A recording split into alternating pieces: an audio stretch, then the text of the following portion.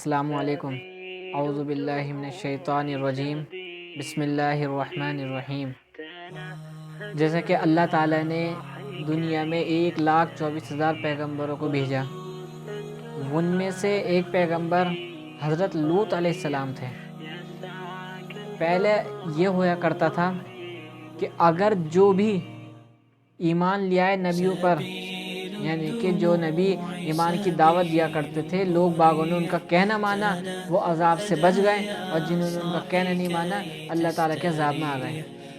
تو ایسے ہی حضرت لوط علیہ السلام تھے۔ لوط علیہ السلام جو تھے، ان کی قوم کیا کرتی تھی؟ جیسے کہ چوری، ڈاکہ یا زنا کرنا۔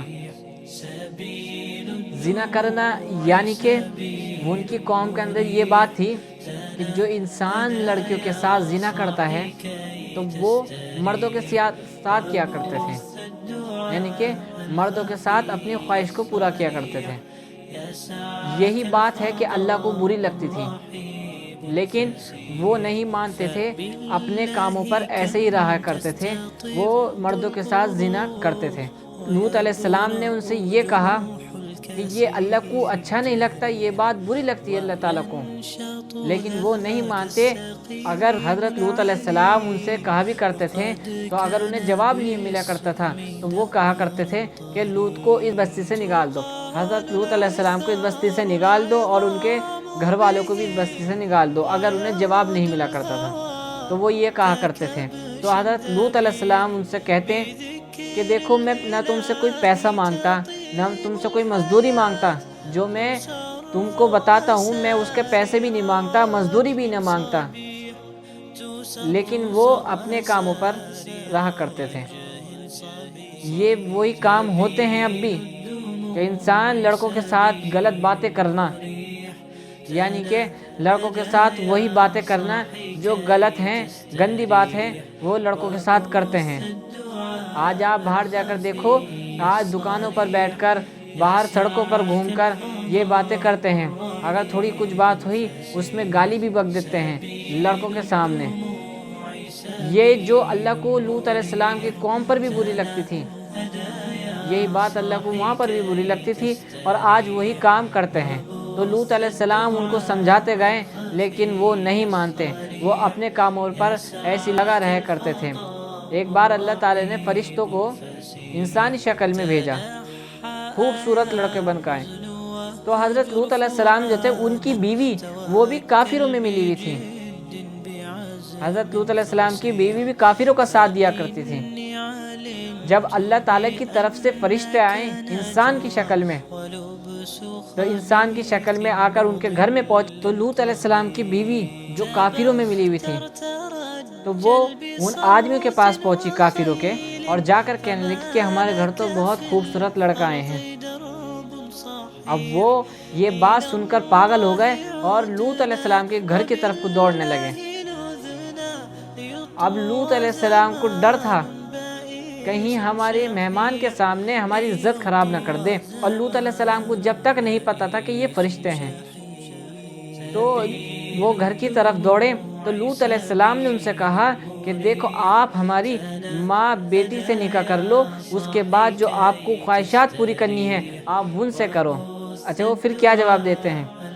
وہ کہتے ہیں کہ لوط، تمہیں تو معلوم ہے ہمیں کیا چاہیے ان سے۔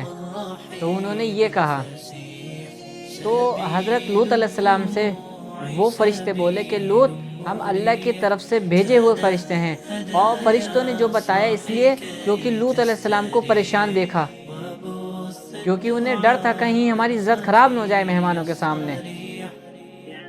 اور جب وہ اس بات کو نہ مانے تو اللہ تعالیٰ نے انہیں عذاب میں گرفتار کر لیا۔ فرشتوں نے کہا کہ رات کو آپ اپنے گھر والوں کو لے کر آپ بستی چھوڑ کر چلے جائیے، یہاں پر عذاب آئے گا، اور جب یہاں پر عذاب آئے تو آپ پیچھے مڑ کے مت دیکھنا۔ انہوں نے کہا ٹھیک ہے۔ اللہ تعالیٰ نے کہا کہ آپ اپنے گھر والوں کو لے کر نکل جانا، اور آپ اپنی بیوی کو لے کر مت جانا۔ دیکھیے، انہوں نے محبت بیوی کی جاگی تو انہوں نے اپنی بیوی کا بھی سوال کیا کہ اللہ، میں اپنی بیوی کو لے جا سکتا ہوں یا نہیں؟ تو اللہ تعالیٰ نے کہا کہ لے تو جاؤ، لیکن یہ پیچھے مڑ کے ضرور دیکھے گی۔ تو وہ وہاں سے چلے گئے۔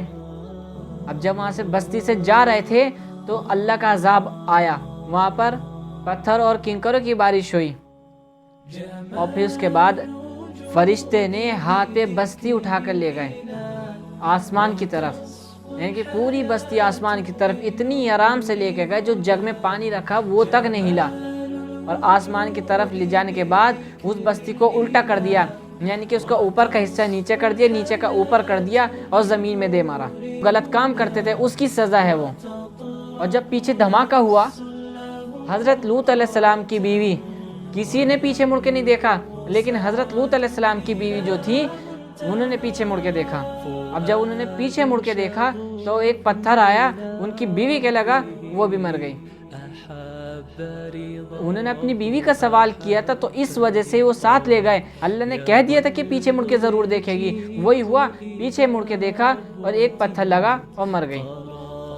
دیکھیے کوئی بھی ہے جو گناہ کرتا ہے اللہ کے عذاب سے نہیں بچ سکتا، گناہ چھوٹا ہے یا بڑا ہے، گناہ ہوتا ہے، اللہ کے عذاب سے کوئی نہیں بچ سکتا، چاہے وہ کوئی بھی ہے۔ تو اس لیے انسان اگر گناہ کر رہا ہے ساتھ میں توبہ بھی کرتے رہے۔ اب وہ تھے لوط علیہ السلام۔